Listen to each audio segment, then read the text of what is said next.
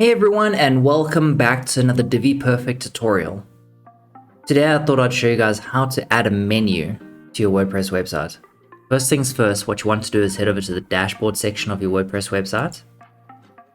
Then you're going to go to Appearance, Menus, and then you're going to give that a menu name as well as click on the option Primary Menu. You're then going to click on Create Menu. Now for this example, I'm just going to use custom links. I will show you how to add pages at a later stage. You then want to give the URL a hashtag as well as add in the link text and then click on Add to Menu.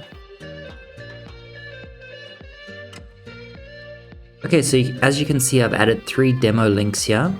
Each one can be changed at a later stage. In this example, I'm just going to show you how I set up custom links for demo purposes for my clients. So once you've added the 3 links, you can then click on Save Menu. Now what I'm going to do is go create a page itself. You can see we already have the sample page here. What we want to do is head over to Pages, All Pages, click on Add New. Now you can initially do this for all the steps. For example, you can create an About Us page, you can create a blog page and a contact page. And once you've typed in the page title, you then want to click on Publish. Then head back over to Appearance and Menus.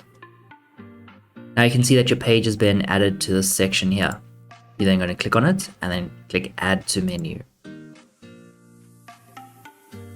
then going to click on Save Menu. And that's it for today's tutorial. I'll see you in the next one.